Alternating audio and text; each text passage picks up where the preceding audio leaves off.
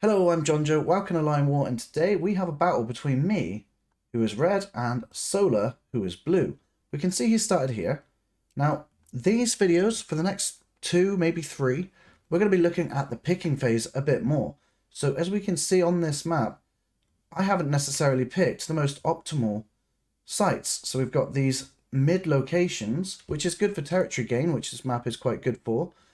And he's got the city, that city, and over here we sort of contested this little city over here.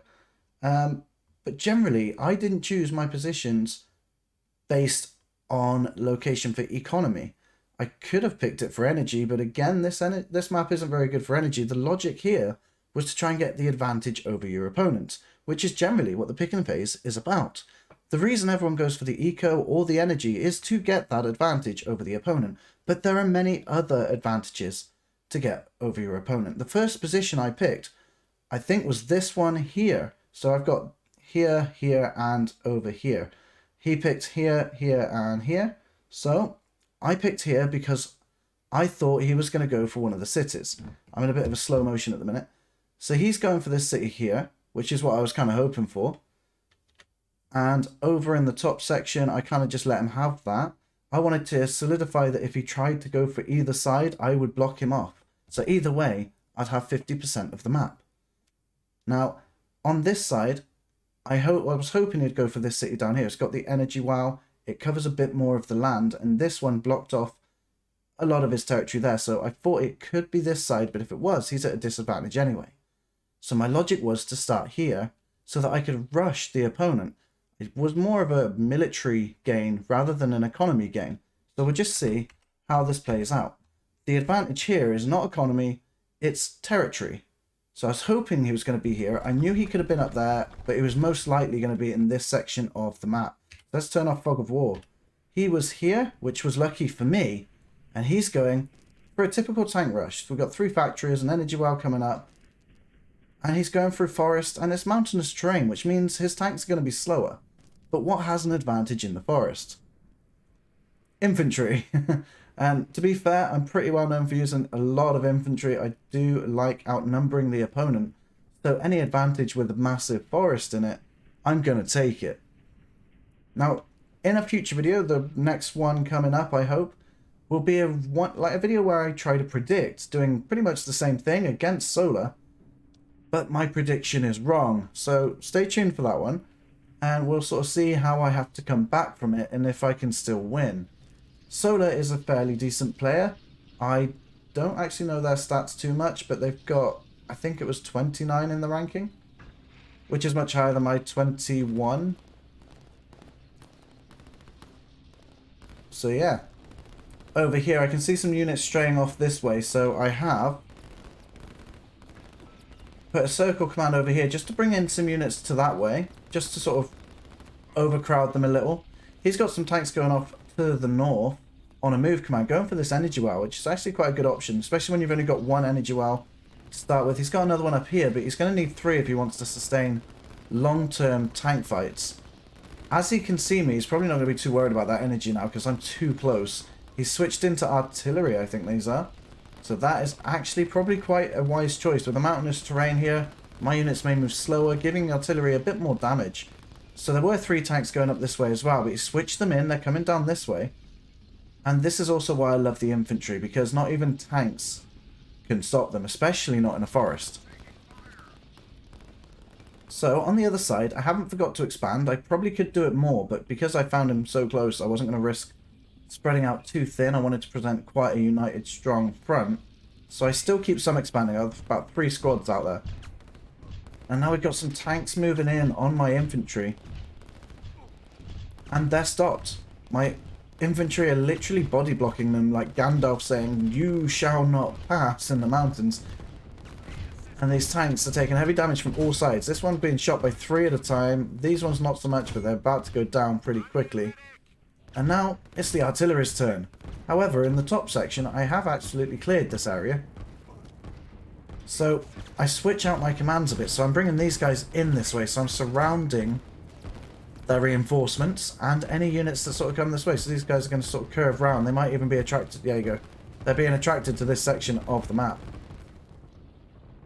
Now he's gone for this area. He was going for that energy. As I said, he has ended up not doing that anymore. And he's bringing them straight down towards me. He's going for this town over here that I haven't actually built on. Over in this section, though, the artillery are going to get surrounded by the infantry rush. And on this section, they are stopping any artillery moving in forward. So these artillery are on their own now. And as they push through, I'm switching up the commands to be a bit more efficient. And they're going to end up surrounding these structures. But it's not all over for Solar. He is expanding up north at the minute. And down in this section, those tanks are moving in on my town. He's spotted it. He's got a strike command on it. And he's got a move command. They're just going to go in there, rush in real quick, and try and take on my town. I did spot these earlier. They came up just beyond the fog of war. Or not just beyond. Just as they came in through the fog of war. So I did start sending in some more. Just a few more groups of infantry just to be able to take on any units that come through that way.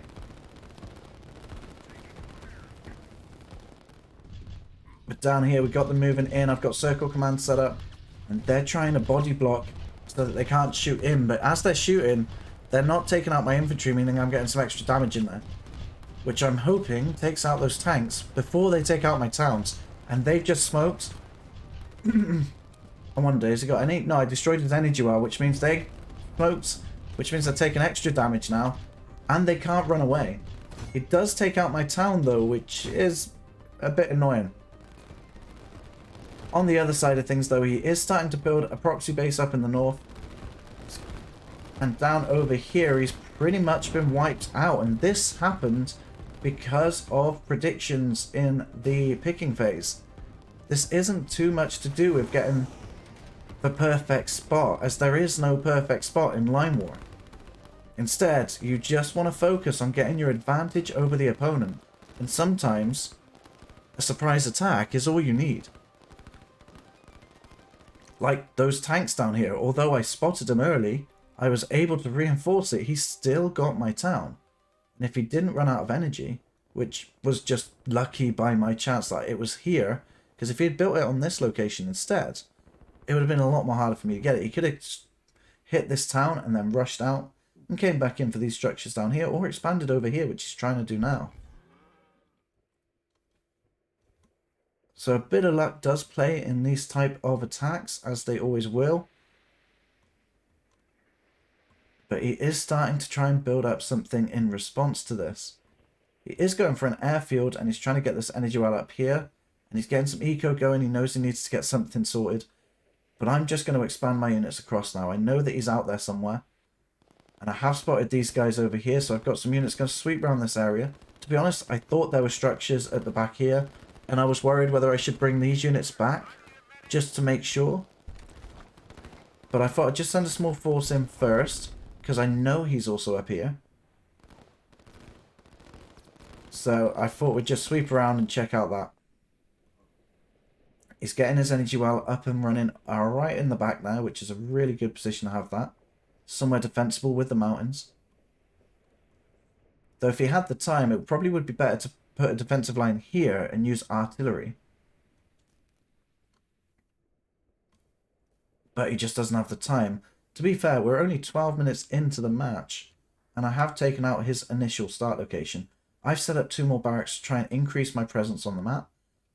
Partly because if I add more barracks down here, it's not really going to have as much of an effect, but getting the advantage over the opponent trying to take over the rest of the map is definitely going to have some effect. Especially if I saw some units moving across this way. I don't know what he's got over there. He does have a helicopter now, and just remember, I've gone all barracks in this. I have no other units. The only units I have are my infantry. I did send in a few units. This is kind of like a little scout for me. Checking out what he's got. I should have probably pulled back a little, but I just wanted to keep up some pressure. See what he's got. See if he actually resists and push back a bit more. But I have been learning a bit more about when and when not to try and fight your battles. But I decided to keep up the pressure anyway. I've got these units moving in. These are not flag commands, as always they'd be capturing these. Bit of a visual error when it comes to some replays and the commands. But these are orange arrow commands. But that helicopter's getting 3 hits on me pretty much. I can shoot them, but pretty ineffective against helicopters. Over in the back section, though, he does still have that 1 unit coming over here to try and take this town or city spot. And I'm still trying to expand across the map. I got my town back, and I got another one. So I'm just trying to keep my advantage and get it rolling. Whereas Solo's just trying to recoup from the heavy attacks I've done so far. Down in this section, though, I've got a large force moving around, sweeping this area. And when I've got this many units, it's very ineffective. You shouldn't be doing that many units. What I probably should have done is just added an extra line moving here. Then they can start capturing some other territories ahead, and then I'd probably get through this area a lot faster. We got the helicopters. They're building up in numbers, and helicopters are probably one of the best responses to an infantry rush, because when you're infantry rushing, you want to take out airfields. You don't have anti-air, and if you do, you don't have much. And look at that, we win. So he does call in the white flag, but as I was saying, the helicopters don't require the airfields. So even if you lose the airfield, the helicopters can just retreat, and you keep them for much longer, and you can still use your energy investment for a longer period of time.